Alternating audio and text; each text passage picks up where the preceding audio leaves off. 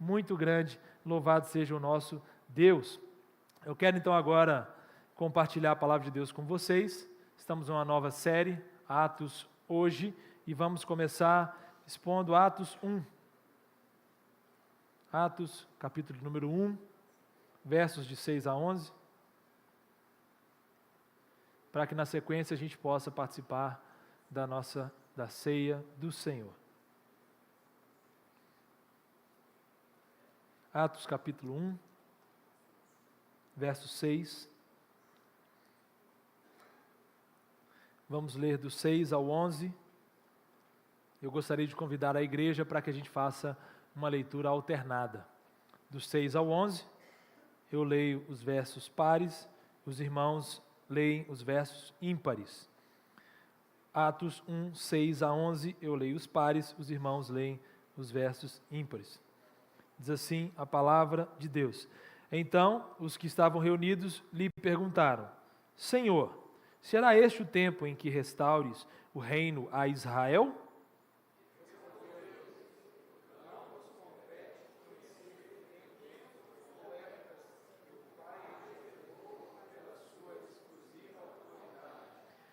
Mas recebereis poder ao descer sobre vós o Espírito Santo, e sereis minhas testemunhas, tanto em Jerusalém, como em toda a Judéia e Samaria, e até aos confins da terra.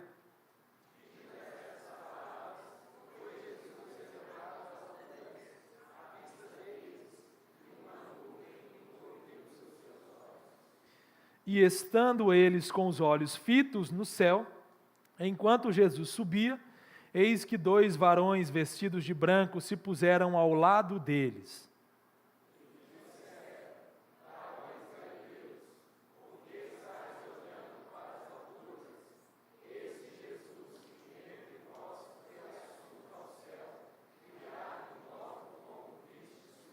Amém, amém. Louvado seja Deus e que Ele nos abençoe e fale conosco nesse momento, em nome de Jesus. Atos hoje, até que todos ouçam. Irmão, nós entendemos que o livro de Atos se estende na história da igreja, se estende para a história da igreja e nos inclui nessa grande narrativa daquilo que Deus está fazendo no mundo. Por isso a proposta dessa nova série é que a gente pense em alguns textos específicos do livro de Atos, para que a gente consiga entender como Deus está movimentando a sua igreja. Desde o início, o propósito de Deus é que a igreja se espalhe aos confins da terra. E é interessante porque o reino de Deus, o evangelho, é uma mensagem que tem um aroma agradável, assim como uma xícara de café passada de manhã. Você passou seu cafezinho hoje, ou tomou um café ali do outro lado, né, na nossa casa. Eu me lembro que às vezes a Esté, lá em casa, ela tem eu gosto mais do cheiro do café do que do gosto, tá? Apesar de tomar café, aqui na igreja, né, o pastor Richard, inclusive, é um dos que mais toma, o Arley gosta muito também. Na reunião da equipe pastoral sempre tem o nosso café. Mas o cheiro do café, né, pastor Vantes, é melhor do que o gosto, para mim. Eu prefiro sentir aquele aroma. E às vezes a Esté está preparando um café, né, e ela vai e passa lá um cafezinho, às vezes até uma xícara pequena para ela. Irmãos, aquele cheiro invade o ambiente, perfuma a casa. Que cheiro maravilhoso é o cheiro de um café fresco sendo passado. Não tem como, ainda que você esteja fazendo uma xícara, não tem como segurar isso. Ele se alastra, não pode ser retido. E os perfumes, irmãos? Eu amo perfume. Um cheiro de um perfume, quando você sente aquele aroma, é agradável demais. Chega ao seu nariz, aquele cheiro. Eu não entendo nada daquelas notas que o pessoal fala, né? Nem do café, nem do perfume. Tem uma nota disso, daquilo, eu não entendo disso, mas eu sei dizer, nossa, que cheiro bom, que cheiro agradável. Não tem como. Perfume não foi feito para ficar dentro do vidro, não foi feito para isso. O perfume foi feito para exalar, para se espalhar, para que outros sintam, percebam aquela fragrância. Da mesma forma, meus irmãos, o evangelho não foi feito para ser retido. O evangelho não foi feito para ficar num só lugar. A missão de Deus nunca foi aglutinar. A missão de Deus sempre foi espalhar, desde Gênesis. Não à toa, foi necessário que Deus trouxesse confusão em Gênesis capítulo 11, no episódio de Babel, porque o povo queria ajuntar. E o propósito de Deus sempre foi espalhar. Vão, anunciem o bom perfume de Cristo, anunciem a boa notícia, essa notícia agradável que é capaz de transformar vidas. Essa é a realidade, não só de Atos, mas de toda a mensagem da palavra de Deus. E assim como um café fresco é perfumado e precisa chegar às narinas de outros, assim o Evangelho, irmãos, precisa alcançar, de uma forma singela, obviamente, essa ilustração, precisa alcançar outros que também precisam ouvir a mensagem do Evangelho.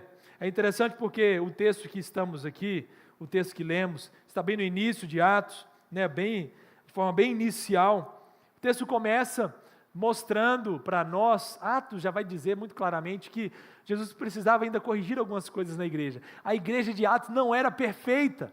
Muitas vezes a gente tem uma impressão, uma visão de que essa igreja era a igreja perfeita, que não tinha erro. Mas se você olhar atentamente para o texto de Atos, você vai ver que nunca foi propósito de Lucas mostrar a perfeição nessa igreja. Não à toa tem lá o episódio de Atos 5, Ananias e Safira. Tem alguém mentindo para o Espírito Santo de Deus dentro da igreja. Claro, existem muitas coisas que a gente deve imitar. E o que eu quero chamar a sua atenção nessa manhã, de forma breve, é para os extremos que a gente encontra nesse bloco dos 6 ao 11. Extremos que devem ser evitados quando falamos de reino de Deus. Extremos que eu e você devemos evitar para que a gente perpetue a missão do Senhor. Para que a gente leve esse bom perfume de Cristo a outros, eu preciso evitar 2 extremos, que esse texto muito claramente nos ensina. O primeiro extremo que esse texto nos ensina é o extremo de viver com raízes profundas nessa terra. É a primeira coisa que eu preciso evitar. Viver com raízes profundas nessa terra. Isso não é para nós, irmãos. Isso não pode ser o meu estilo de vida. E o segundo extremo que eu preciso evitar é viver com os olhos apenas nos céus. Esse é o segundo extremo que eu preciso fugir dele. Lembre-se, o Evangelho é um caminho de equilíbrio. O apóstolo Paulo vai ensinar para Timóteo, dizendo: Timóteo, seja sóbrio em todas as coisas, seja moderado em todas as coisas. Ou seja, meus irmãos, os extremos são perigosos, via de regra, e a gente deve evitá-los. É melhor que a gente busque o equilíbrio, é melhor que a gente busque a sobriedade e fuja dessas 2 pontas. Mas de onde eu estou tirando o que eu estou dizendo? Acompanhe comigo, olhe mais uma vez o verso de número 6. Jesus já morreu na cruz, ao 3º dia ele ressuscitou, por 40 dias aparece aos discípulos, dando a eles ensinamentos, comendo com eles, a introdução de Atos vai nos dizer isso. O verso 6 então começa dizendo: então os que estavam reunidos lhe perguntaram: Senhor, será este o tempo em que restaures o reino a Israel? Veja a pergunta dos discípulos: Senhor, o Senhor já venceu a cruz, já venceu a morte, ressuscitou, está conosco há 40 dias, é agora que o Senhor vai restaurar o reino de Israel, é agora que nós vamos expulsar o Império Romano, que nós vamos reinar com triunfo e glória, assim como reinou Salomão no passado. Olha a expectativa dos discípulos, irmãos. E essa expectativa estava fora daquilo que o reino de Deus representa. Os discípulos estavam esperando, mais uma vez, os discípulos estavam esperando algo que Jesus não prometeu fazer. E os discípulos estavam esperando algo que era muito mais voltado só para eles, acreditando que o reino de Deus significaria um reino terreno, e terreno apenas, ou pelo menos mais urgentemente terreno. Expulsando Roma, libertando os judeus e vivendo a potência que foi o passado do povo de Deus. Isso, irmãos, representa, mais uma vez eu repito, o extremo que muitas vezes nos leva a viver uma vida arraigada nessa terra. Isso ecoa, essa abordagem deles, de perguntar: Senhor, quando é que vai restaurar o reino de Israel? Uma abordagem mais exclusivista, olhando mais para si mesmo, olhando mais para Israel apenas. Irmãos, a Bíblia é tão cheia de menções que apontam Deus querendo alcançar outros, Deus sempre quis alcançar outros, mas o povo, Israel, falhou repetidas vezes nessa missão. Sempre foi muito claro, e fica cada vez mais claro à medida que a gente vai avançando, mas mesmo após a ressurreição de Cristo, ainda existem discípulos com dúvidas sobre a missão. E essa não é uma realidade diferente para mim e para você. Pode ser que nós também, ao longo da caminhada, ao longo da vida cristã, nos percamos nos extremos. O que eu preciso fazer? Ok, Jesus já ressuscitou, já é o meu Salvador, e agora? Jesus é o meu Salvador, e aí? Agora eu já garanti o meu lugar no céu, vou sentar no banco e está tudo certo, o que eu preciso fazer? Como fazer? O que Deus espera? Esse texto alinha as expectativas. Esse texto nos dá norte e nos mostra o que a gente deve evitar. O primeiro extremo é o de viver arraigado nessa terra, com raízes profundas aqui. É a realidade, irmãos, que muitas vezes o nosso coração, o meu e o seu coração, é seduzido por desejos, sonhos, projetos puramente terrenos. O nosso coração é levado, é envolvido por essas coisas. E a nossa agenda se torna uma agenda puramente terrena. É desafiador achar o equilíbrio, meus irmãos. Eu não estou dizendo que é fácil aqui nessa manhã, não estou dizendo que é fácil. Mas é desafiador eu entregar ou eu colocar um peso na minha carreira maior do que eu deveria. É perigoso que eu busque um sucesso maior do que eu deveria. É perigoso que eu queira ter mais recursos, ao ponto de eu colocar os recursos num lugar que eu não deveria. E assim eu vou fincando os meus pés nessa terra, querendo sempre mais aqui e agora. Como achar o equilíbrio? É tão difícil, tão desafiador, e é de fato desafiador. Mas eu começo dizendo o que eu não devo fazer.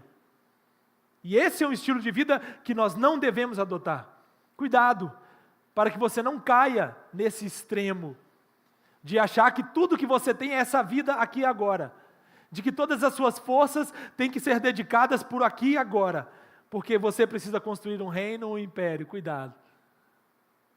Cuidado para uma visão exclusivista, em que não cabem outras pessoas.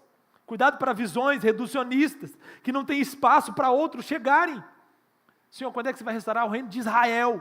Deus, quando é que você vai fazer um milagre na minha vida, na minha família, nas minhas finanças? Eu vou trocar o meu carro. E cuidado, irmãos, para o reino de Deus não virar o reino de você mesmo. É o perigo, é o extremo que a gente corre. O reino de Deus é coletivo. O reino de Deus, sim, ele tem particularidades, ele tem individualidades, Deus não exclui essas coisas, mas o reino de Deus é coletivo, ele é vivido na coletividade. É muito mais o nós do que o eu. E assim, irmãos, precisamos evitar o perigo de olharmos cada vez mais só para nós e para a nossa vida egoísta. Como eu posso viver atos hoje? Eu começo dizendo que você não deveria fincar os seus pés demais nessa terra. Você vai passar um dia. Você vai passar. Qual foi a última vez que você pensou isso? Qual foi a última vez que você refletiu que você não vai viver eternamente aqui? Aqui não é o céu. Aqui não é o céu. E aqui também não é o inferno. Por mais que algumas pessoas às vezes queiram dizer que é. Não é. O céu eu tenho certeza que não é. O inferno também tenho certeza. Mas às vezes parece que os vislumbres das dificuldades nos levam a pensar. Aqui não é o céu. Aqui não é o inferno. Aqui é uma breve fração da nossa vida. E como você vai viver essa breve fração da sua vida? Eu te incentivo a passar depois em algum velório. Eu te incentivo a participar de algum culto fúnebre quando você tiver a oportunidade. E veja o que a Bíblia fala quando ela diz: é melhor uma casa onde há luto do que onde há festa. Porque ela nos leva a pensar no que é essencial. E nos lembrar que não existe raiz tão profunda que acrescente um côvado, um palmo na nossa existência, como disse o Senhor Jesus. Cuidado, irmão. A gente é muito transitório, é muito passageiro. Muito passageiro. A vida é um sopro. Agora estamos, daqui a pouco não estamos.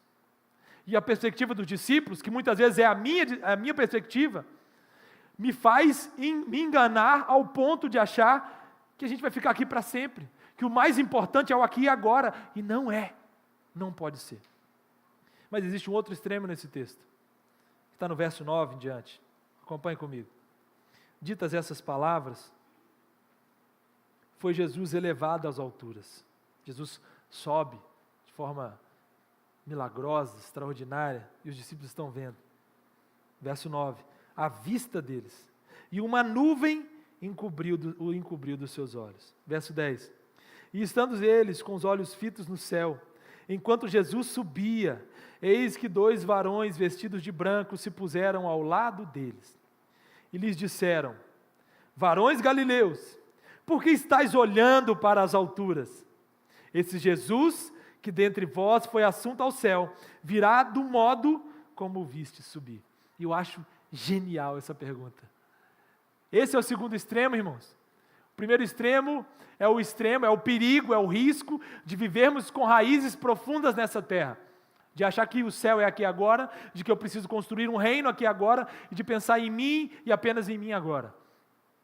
O segundo perigo, irmãos, o segundo extremo que os discípulos saíram de um e foram para o outro, é o extremo de viver com os olhos apenas nos céus. O extremo de viver apenas com os olhos nos céus, de espiritualizar ou super-espiritualizar tudo. Olha que interessante. Quando Jesus está subindo aos céus, eu imagino a cena, os discípulos estão olhando Jesus subindo.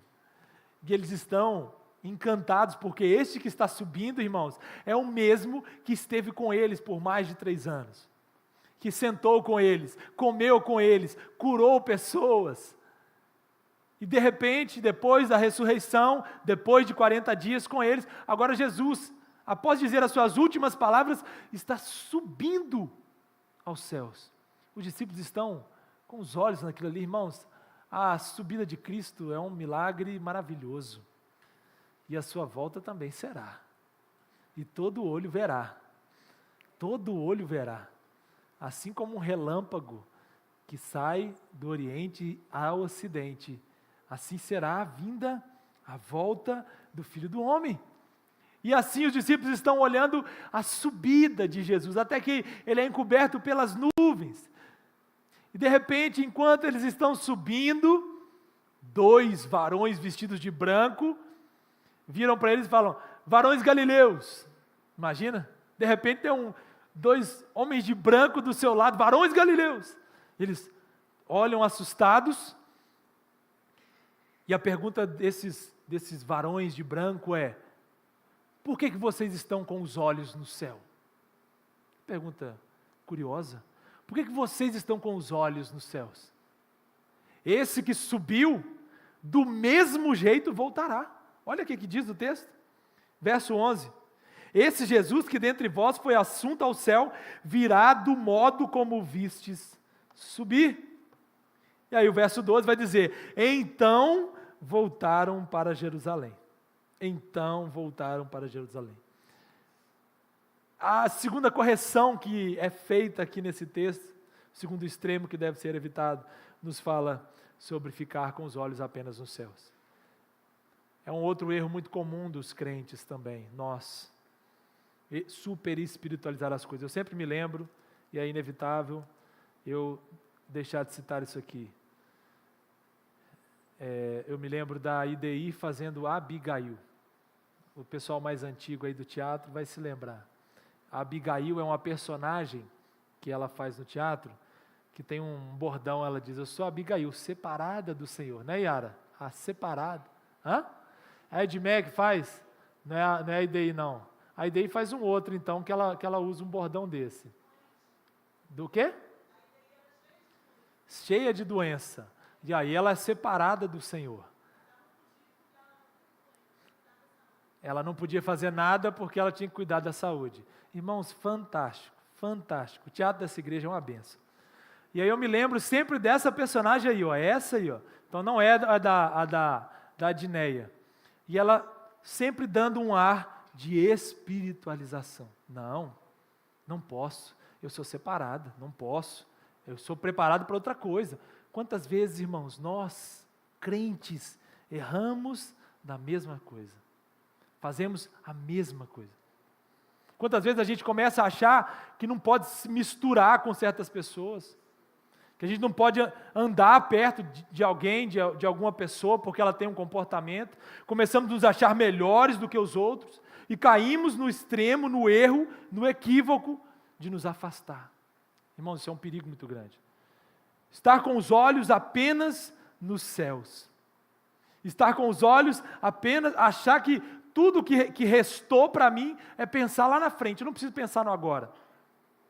Não preciso pensar agora. Veja bem, irmãos, a proposta da minha fala é buscarmos o equilíbrio, que eu acredito que esse texto nos ensina. Buscarmos o equilíbrio. O apóstolo Paulo vai repreender severamente a igreja ao dizer que aqueles que não querem trabalhar, e a justificativa ali era, não queremos trabalhar porque Jesus está voltando. Olha só que coisa. Aqueles que não querem ser bons trabalhadores, Paulo vai dizer, então que também não comam. Então que também não comam. Se você está com esse discurso de não, Jesus vai voltar, não, porque a gente não precisa de nada, não, porque... Então também não coma, porque você tem necessidades fundamentais. É preciso trabalhar. Por isso, meus irmãos, o extremo de super espiritualizar as coisas, ao ponto de se tornar uma Abigail separada do Senhor, que vê anjo ou coisas espirituais em tudo, quando na verdade não existe, é um perigo, irmãos. Por isso, tome cuidado, que Deus nos dê, acima de tudo, sabedoria, discernimento, para que a gente encontre o que é a vontade soberana de Deus para nós. 2 erros, e eu concluo. O primeiro deles, a gente não pode viver com raízes profundas nessa terra. O segundo erro, a gente não pode viver apenas com os olhos no céu. Não dá, irmãos, para achar que tudo não é a glória, não dá. A gente precisa achar o equilíbrio para isso. O equilíbrio está bem no miolo, no meio desse texto. Verso 7. Respondeu-lhes, não vos compete conhecer tempos ou épocas que o Pai reservou pela sua exclusiva autoridade. Não vos compete saber. Verso 8, que é central. Mas recebereis poder, ao descer sobre vós o Espírito Santo, e sereis minhas testemunhas, tanto em Jerusalém, como em toda a Judéia e Samaria e até aos confins da terra. Pastor, como encontrar o equilíbrio entre viver com raízes profundas aqui e viver com os olhos apenas nos céus? Como encontrar esse equilíbrio? Quando nós entendemos o que nos compete. Não vos compete conhecer tempos ou épocas. É interessante porque, por um lado, os discípulos estão procurando saber quando que Deus vai restaurar o reino de Israel. E Jesus está respondendo para eles, o que Deus vai fazer não compete a vocês. Deus não precisa dar justificativas para nós de quando Ele vai fazer alguma coisa. Não compete a nós, existe um Deus soberano que reina sobre tudo, e Ele não precisa nos dar explicações das coisas. Deus, até quando eu vou orar para fulano? Deus, até quando eu vou fazer isso? Deus, até quando meu marido, minha esposa, minha família? Deus não precisa nos explicar até quando. Ele não precisa, irmãos. O equilíbrio está no fato de entendermos que há um Deus soberano conduzindo a história e que no tempo devido realiza todas as coisas. Mas existe uma autoridade destinada a nós. Ele diz assim, vocês não têm autoridade para saber quando. Mas vocês têm autoridade para outra coisa. Vocês vão receber poder. E esse poder é a mesma palavra que dá origem à palavra dinamite.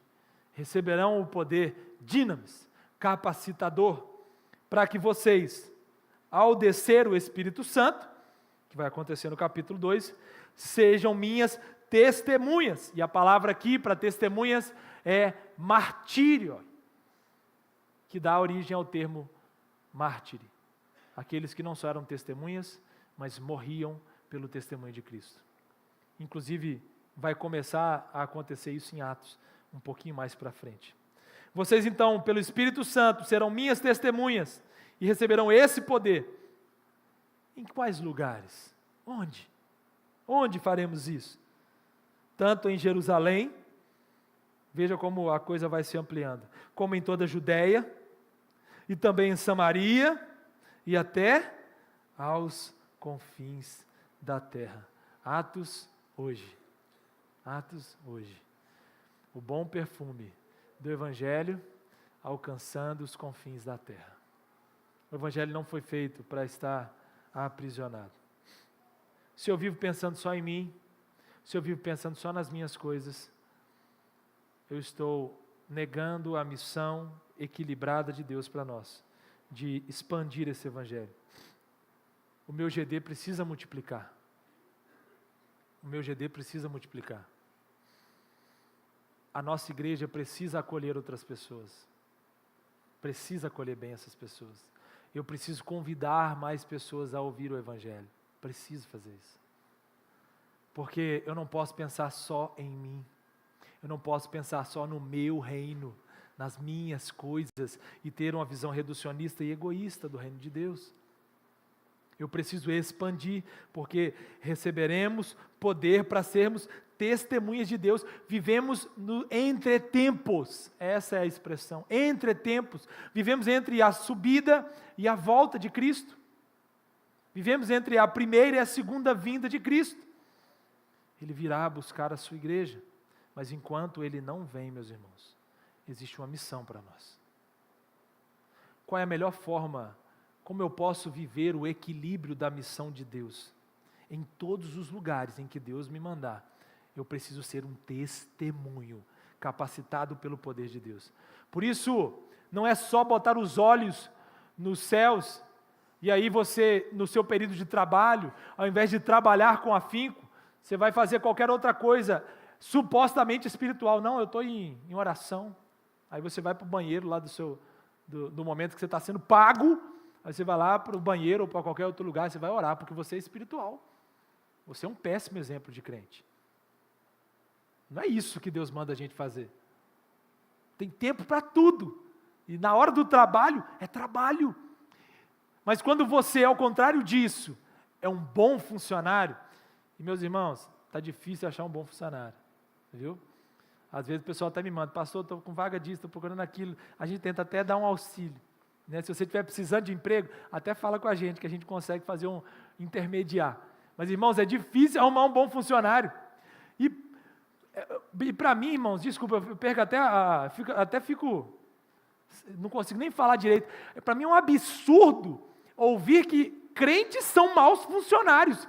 Eu não consigo, irmãos, conceber um negócio desse, eu não consigo. Entender que temos a palavra, temos o Evangelho, que Cristo é Senhor da nossa vida, e eu sou um péssimo funcionário, ou eu sou um péssimo patrão. Irmãos, isso não faz sentido. Por que isso está acontecendo? Porque talvez eu esteja indo para algum desses extremos. Qual é o caminho? Que eu seja um bom trabalhador, porque eu faço tudo para a glória de Deus. Conta a história que as cadeiras mais bonitas da época, do período da Reforma, por exemplo, né, as cadeiras que eram feitas pelos crentes eram as cadeiras mais bonitas, porque eles cuidavam dos detalhes que ninguém via. E aí dizem que você poderia descobrir quem fez a cadeira só virando ela ao contrário. E quando você olhava o fundo da cadeira, que ninguém vê, você veria um capricho exagerado e você diria, foi um crente que fez. Porque onde ninguém vê, Deus vê. Quando ninguém percebe, Deus percebe. E Ele exige de nós o nosso melhor em tudo que a gente fizer. Por isso, meus irmãos, a cosmovisão bíblica, a cosmovisão cristã equilibrada seja o melhor para a glória de Deus. Faça o seu melhor para a glória de Deus. E fazendo isso, você está cumprindo a missão de Deus. Você está sendo um missionário. Mas o que mais, pastor? Você precisa, além disso, anunciar Cristo. Porque nós cremos que a gente prega com ações e palavras. A palavra precisa ser dita. E você frequenta a escola bíblica dominical, você passa nos primeiros passos, teologia bíblica, teologia reformada, teologia prática, você se forma, você conhece as escrituras, você domina a Bíblia, e quando alguém pergunta, por que você é assim? Por que você faz o que faz? Você diz, eu faço isso porque Deus alcançou a minha vida. Eu faço isso porque o Evangelho é o sentido de tudo. Porque o bom perfume de Cristo precisa ser levado pelos crentes.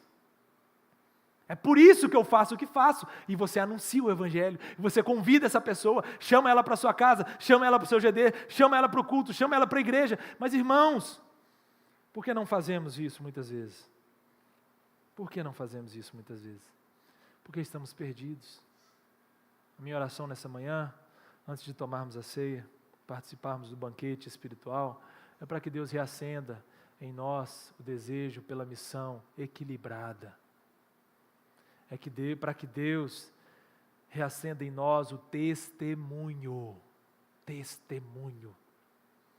Que as pessoas olhem para nós e digam, não que a gente é separado, nesse sentido pejorativo que eu disse, mas elas olhem para nós e digam, há algo diferente nele, nela. As pessoas não podem conhecer a gente como se a gente fosse pessoa de duas palavras. As pessoas não podem conhecer a gente como mentirosos. As pessoas não podem conhecer a gente como enganadores. As pessoas não podem conhecer a gente como qualquer um desses pejorativos que são usados para qualquer pessoa, menos para os crentes, irmãos. Para nós não. Sim, somos pecadores, erramos, falhamos, mas nós não podemos normalizar essas coisas. Há uma missão urgente para nós, depois que somos alcançados. Somos inseridos na igreja, e o Senhor quer que a gente vá até os confins da terra. Deus quer te usar, querido. Deus quer te usar. E eu falo isso, meu irmão, ainda que você não acredite no que eu estou dizendo aqui agora. Talvez você esteja me ouvindo e essas palavras não façam qualquer sentido para você. Mas se Cristo é o seu Senhor, Ele quer te usar. Ele quer te usar. Ele pode te usar.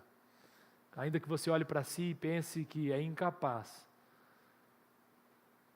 Deus pegou os incapazes e fez grandes coisas com eles.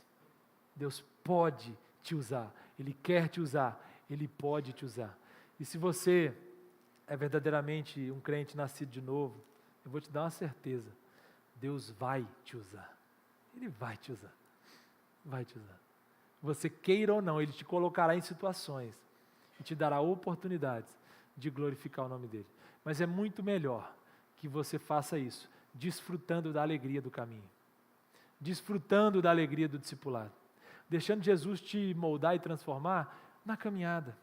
Que o Senhor nos ajude, meus irmãos, a cumprir essa missão que é tão urgente e necessária, a viver esse evangelho real e verdadeiro, fugindo dos extremos. Recebereis poder ao descer sobre vós o Espírito Santo e sereis minhas testemunhas. Jerusalém, Judeia, Samaria, confins da terra. Planalto, Belo Horizonte, Minas Gerais, Sertão, África, Ásia, Espanha e por aí vai, onde a Betel tem sido usada por Deus para que a palavra chegue a outras pessoas. Se você estava aqui domingo à noite, você ouviu um missionário falando sobre o trabalho que eles fizeram com crianças deficientes abandonadas para morrer num país da Ásia Central. E esse trabalho foi tão impactante. Sabe o que ele fez como missionário? Ele cuidou de crianças. Olha só como que a gente despreza coisas simples, irmãos. E cuidando de crianças abandonadas, aquele orfanato se viu vazio, porque as crianças começaram a se tratar e foram embora. Fechou o orfanato. Hoje quem dá o visto para ele é o secretário de saúde do país, ou como se fosse o ministro da saúde do país, dá o visto para ele, faz questão, a gente quer você aqui. Mas tem lugar, irmãos, que o povo está mandando os crentes embora, a gente quer vocês longe, some daqui. A gente não pode ser desses. A gente precisa chegar no lugar, e a diferença do Evangelho, a autoridade do Evangelho, a transformação, a luz do Evangelho precisa brilhar nesses lugares. Você chega no lugar, você melhora ele. Chega num lugar bagunçado, arruma ele.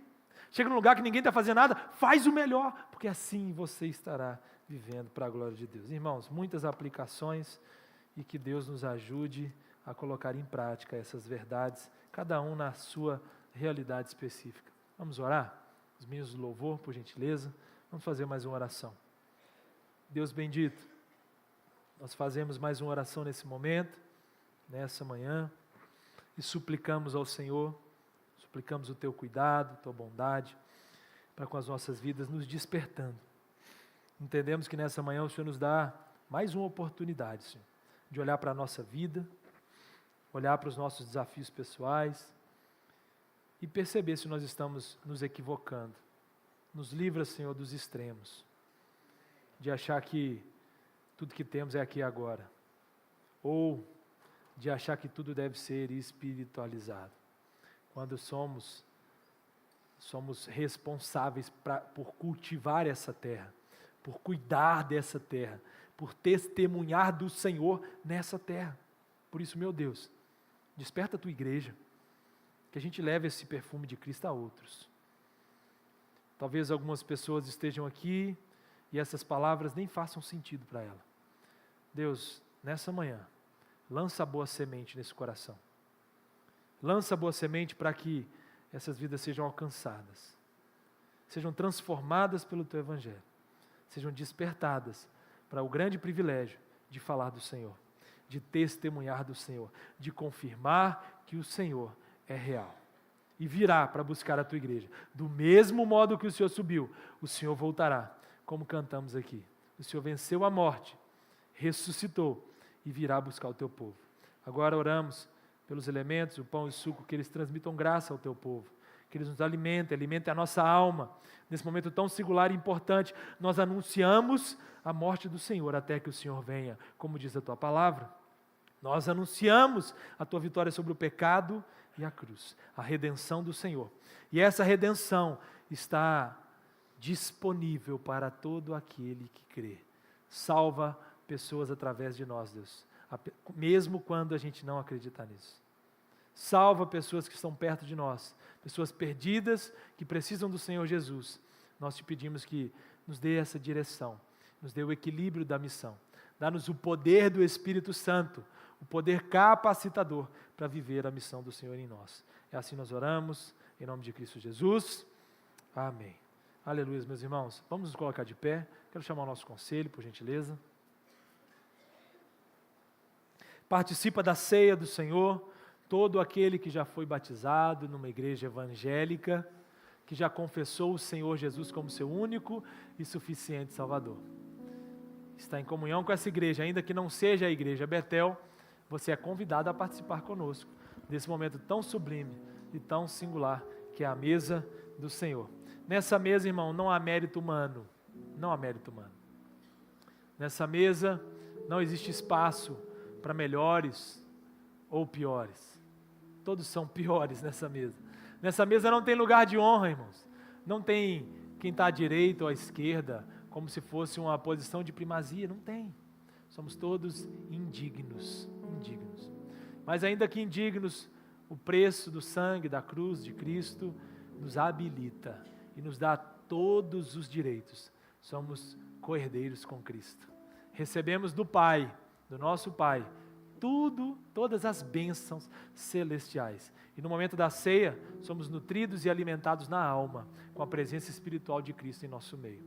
Participe desse momento, entendendo o privilégio, colocando o seu próprio coração diante de Deus. Examine-se nesse momento enquanto cantamos e depois tome do pão e que nós possamos juntos, então, celebrar esse momento. Enquanto a gente canta a próxima canção, você aguarda com o pão e o suco em mãos para que a gente faça isso juntos.